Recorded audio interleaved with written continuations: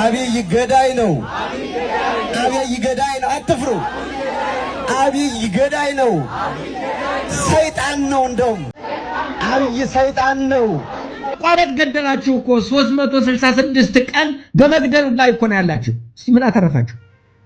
ምን እያደረጉ ነው? ቆይ ምን በሆነ ያስደስተውታል? ይሄ ነገር ደስ ይለውታል?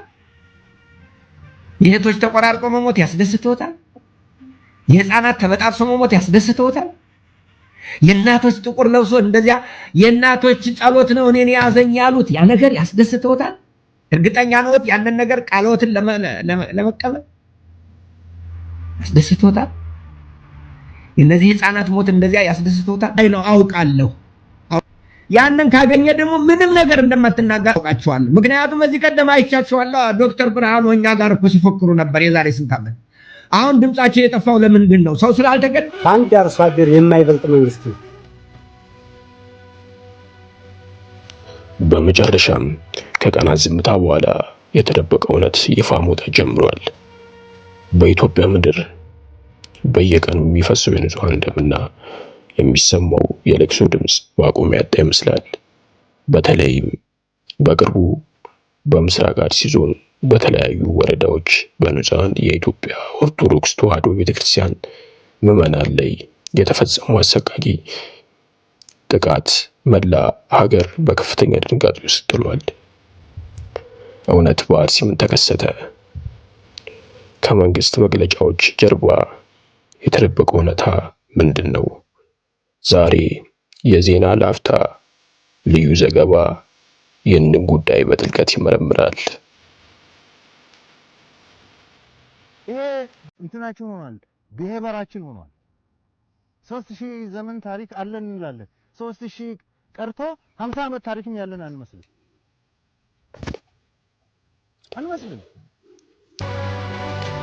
የኢትዮጵያ ኦርቶዶክስ ተዋሕዶ ቤተክርስቲያን ጠቅላይ ጽሕፈት ቤት ባወጣው ይፋዊ መግለጫ መሰረት በምስራቅ አርሲ ዞን በተለያዩ አብያተ ክርስቲያን ዙሪያ በተፈጸሙ ጥቃቶች በርካታ ኦርቶዶክሳውያን ሕይወታቸውን አጥተዋል።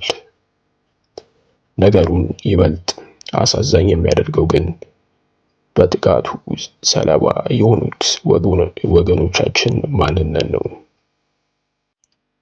ከ70 ዓመት አዛውንት እስከ 28 ቀን ጨቅላ ሕፃናት ድረስ በገዛ ቀያቸው ከቤታቸው ተለቅመው ተገድለዋል። ከግድያው በተጨማሪ የሰላማዊ ዜጎች መኖሪያ ቤቶች በእሳት መጋየታቸውና ንብረታቸው መዘረፉ ተረጋግጧል። በሺዎች የሚቆጠሩ ደግሞ ሕይወታቸውን ለማዳን ጥቅጥቅ ወደ አለ ጫካ በመሰደድ ላይ ይገኛሉ። ይህ በእንዲህ እንዳለ በጥቃቱ ዙሪያ ያሉ እውነታዎችን እና የክስተቱን አስከፊነት አስመልክቶ የሃይማኖት አባቶች ድምጻቸውን ማሰማት ጀምረዋል። ድርጊቱ የተፈጸመበት መሪ ሐዘንና የተሰማቸውን ጥልቅ ቁጭት የገለጹት የሃይማኖት አባት የተፈጸመውን ግፍና በንጹሃን ላይ የደረሰውን ሰቆቃ እንዲህ ሲል ይገልጹታል። አብረን እንከታተለው። ለብሶ እንደዚያ የእናቶች ጸሎት ነው እኔን ያዘኝ ያሉት ያ ነገር ያስደስተውታል? እርግጠኛ ነዎት ያንን ነገር ቃልዎትን ለመቀበል ያስደስተውታል? የነዚህ ህፃናት ሞት እንደዚያ ያስደስተውታል? ደስ ይለውታል? እሱ ያረካውታል? ያንን ካገኘ ደግሞ ምንም ነገር እንደማትናገር አይ ነው አውቃለሁ፣ አውቃቸዋለሁ። ምክንያቱም እዚህ ቀደም አይቻቸዋለሁ። ዶክተር ብርሃኑ እኛ ጋር እኮ ሲፎክሩ ነበር የዛሬ ስንት ዓመት። አሁን ድምጻቸው የጠፋው ለምንድን ነው? ሰው ስላልተገደለ አይደለም። በነገራችን ላይ በኢትዮጵያ የመግደያ መንገዶች ለመግደል ሰዎች 3-4 ስም አንድ ብቻ ቢሆን እንኳን እኔን ለመግደል 3 ስም ሊሰጡኝ ይችላሉ። አማርኛ ተናጋሪ ሊሉኝ ይችላሉ፣ ጳጳስ ሊሉኝ ይችላሉ፣ ኦርቶዶክስ ሊሉኝ ይችላሉ፣ ለመግደል ማለት ነው። ስለዚህ በአንዱ እንኳን ልገደል ባልችል በሌላው መገደል ይችላል። አሁን ለምሳሌ በኦሮሞኛ ተናጋሪ ኦሮሞኛ ተናጋሪነታቸው ቢያተርፋቸው ኦርቶዶክሳዊነታቸው አያተርፋቸው። ኦርቶዶክሳዊነታቸው ቢያተርፋቸው እንደገና ደግሞ የዚህን ፖለቲካ ደጋፊ አለመሆናቸው አያተርፋቸው። ስለዚህ በሙሉ ተደርጎ እንደ ሰው የሚቆጠረው እነዚህ ነገሮች ከነዚህ ነገሮች ነፃ ሆኖ በኔ ቋንቋ ከሰውነት ተራ ውጭ ሆኖ ዘር ሲሆን ብቻ ነው። ዘርም ከሆነ ደግሞ ይሄ ዓላማን ሲደግፍ ብቻ ነው። ያ ነው የማይገደል ታማኝነት ያለው ተብሎ የሚቀመጥ። ስለዚህ እንደዚህ ባለበት ሀገር ላይ ስለሞት ግለጽልኝ ብትለኝ ከንባ በቀር ለምን ልገልጽ እንዴት አድርጌ ልገልጽልህ እችላለሁ? ቃል የት ላይ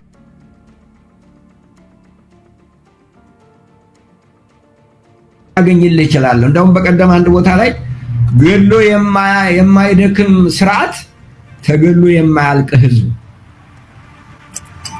ብያለሁ።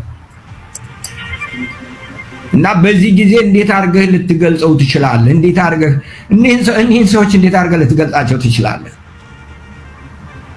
እነዚህ ሰዎች እኮ በምድሪቱ ላይ በዚህ ምድር ላይ ጠብ መኖሩን እንኳን አያውቁም እኮ። እነዚህ ሰዎች ሰው ይጥላቸው አይጥላቸው፣ እነዚህ ሰዎች በምን እንደሚገሏቸው እኮ ተገዳዮቹ አያውቁም። ቢያውቁ እኮ ሲጀመርም እዚያ ሊኖሩ አይችሉም ነበር። ሰውነን ብለው እኮ ነው እዚያ የሚቀመጡት። አያውቁም። በገዳዮቻቸው ስም ይህን ጥላቻ መኖሩን መግደል አልበቃቸው ብሎ ሰውነታቸውን መቆራረጡን እንኳን አያውቁም። ይህን ያህል እንደጠሏቸው የሚያውቅ ሰው የለም። ምክንያቱም እነሱ ጠብ የላቸውም። እነሱ እነዚያን ሰዎች አይጠሏቸውም። ከምን አንተስ ሊጠሏቸው ይችላል? ስለዚህ እንዲህ አይነቱን ነገር ልገልጽልህ የምችለው ነገር እነዚህን እህቶች፣ እነዚህን እናቶች፣ እነዚህን ወንድሞች፣ እነዚህን አባቶች፣ እነዚህን ህፃናት እንዴት አድርገህ ልትገልጣቸው ትችላለህ? እንዴት በዚህን ህፃናት ሞት ሳይ እግዚአብሔር ፊት የኔ አይንና ያንተ አይን ተለያየ እላለሁ። እግዚአብሔር እነዚህ ልጆች አይታዩህም እላለሁ፣ ግን ይታዩታል። የኔ ኃጢአት በዝቶ ነው ይሄን ያደረገው። በመንበሩ ላይ በቅዱስ መቅደሱ ላይ በሰማያዊ ዙፋኑ ሆኖ የሚያየው የኛ የመስዋዕት አቀራረብ የምስጋና መስዋዕት ለታይታ ሆኗል። ቀሚስ አሳምሮ ወደ መቅረብ ሄዷል። ወደዚያ ከዚያ ውጣ። ኢትዮጵያም ያለ የትም ያለ ካሁን የምታገኘው ነገር አይቀጥልም። በዚህ ሁለተኛ የሥነ ምግባራችን ጉዳይ አሁን ወድቋል። እርግጠኛ ነኝ ወድቋል። አሁን የሚያስቅ ነገር የሚያሳዝን ነገር አለ፣ ለመናገር የሚያሳፍር ነገር አለ። ከዚያ እንመለስ። ከውጭ ሀገር ጀምሮ ያለን ይሄ በተቀጣሪነት መንፈስ ያለ አገልግሎት እግዚአብሔር አይቀበልም። በአገልጋይነት መንፈስ እንሄድ። ሁላችን ወደዚያ ነው፣ ወደ ሐዋርያት ወደ ጥንቱ እንመለስ። ወደ ሐዋርያት ቤተክርስቲያን እንመለስ። አገልጋዮች የዕለት ምግባቸውን ካገኙ ይበቃቸዋል ወደሚለው ወደዚያ እንመለስና እግዚአብሔርን ወደዚያ ወደ ማክበር እንሄድ። ያ ከሆነ እግዚአብሔርም ይሰማናል፣ ጸሎቱንም ይሰማናል። ዛሬ አነብ ነበረ ኤርምያስ ምዕራፍ 20 እና 21 ነበር የዛሬ ንባቤና በጣም ልብ ይሰምራል። ኤርምያስ በእግዚአብሔር ፊት ያቀርበው የነበረው ያንን እያለ በየቀኑ ነው ከእግዚአብሔር ጋር ሙግት ገጥማለሁ። በነገራችን ላይ እነዚህን ህፃናት ሞት ሳይ እግዚአብሔር ፊት የኔ አይንና ያንተ አይን ተለያየ እላለሁ። እግዚአብሔር እነዚህ ልጆች አይታዩህም እላለሁ፣ ግን ይታዩታል። የኔ ኃጢአት በዝቶ ነው ይሄን ያደረገው። በመንበሩ ላይ በቅዱስ መቅደሱ ላይ በሰማያዊ ዙፋኑ ሆኖ የሚያየው የኛ የመስዋዕት አቀራረብ የምስጋና መስዋዕት ለታይታ ሆኗል። ቀሚስ አሳምሮ ወደ መቅረብ ሄዷል። ወደዚያ ከዚያ ውጣ። ኢትዮጵያም ያለ የትም ያለ ካሁን የምታገኘው ነገር አይቀጥልም። በዚህ ከቀጠልክ ይህን ጊዜ ንስሐ ግባ፣ ወደ ውስጥ ተመለስ። ይህንን ስል ልቤ እየተሰበረ ሀዘን ውስጥ ተቀምጬ ያነባው እየተናገ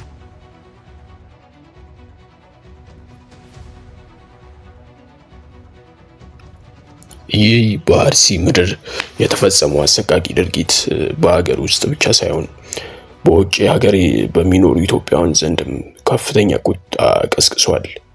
በሀገር ቤት እየደረሰ ያለውን የንጹሃን እልቂትና ሰቆቃ ያንገበገባቸው በውጭ ሀገር የሚኖሩ የዲያስፖራ ማህበረሰብ አባላት አደባባይ በመውጣት ድምጻቸውን ማሰማት ጀምረዋል። በጥቃቱ ላይ ያላቸውን ተቃውሞና ለንጹሃን ወገኖቻቸው ያላቸውን አጋርነት ለመግለጽ ያደረጉትን ተቃውሞ ሰልፍ ቪዲዮ አሁን በቀጥታ እንመልከት። አብይ ገዳይ ነው። አብይ ገዳይ ነው። አትፍሩ። አብይ ገዳይ ነው። የህዝቡ ቁጣና ተቃውሞ በዚህ መልኩ እየቀጠለ ባለበት በአሁኑ ወቅት ከመንግስት ወገን የሚሰሙ መግለጫዎች አዲስ የፖለቲካ ውጥረትን ፈጥረዋል። የሰላም ሚኒስቴርና የኦሮሚያ ክልል ኮሚኒኬሽን በሰጡት መግለጫ ጥቃቱን የሽብርተኛው የሸኔ ቡድንና ተስፋ የቆረጡ ጽንፈኛ ኃይሎች የሀገሪቱን ሰላም ለማፍረስ ያደረጉት ሙከራ ነው ሲሉ ፈርጀውታል። ይሁን እንጂ የቤተ ክርስቲያኗ ጠቅላይ ጽሕፈት ቤት ጥቃቱ ሆን ተብሎ ያነጣጠረ መሆኑን በመጥቀስ ተገቢ ጥበቃ ያላደረጉ አካላት በጽኑ ወቅሰዋል። ይህ በአርሲ የታየው ሰቆቃ ግን የትልቁ ማሳያ ብቻ ነው።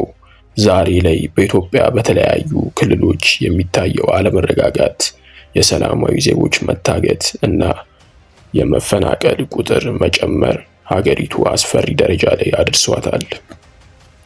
ክቡራትና ክቡራን፣ የንጹሃን እንባ እና የዜጎች ስቃይ መፍትሄ የሚያገኘው መቼ ይሆን?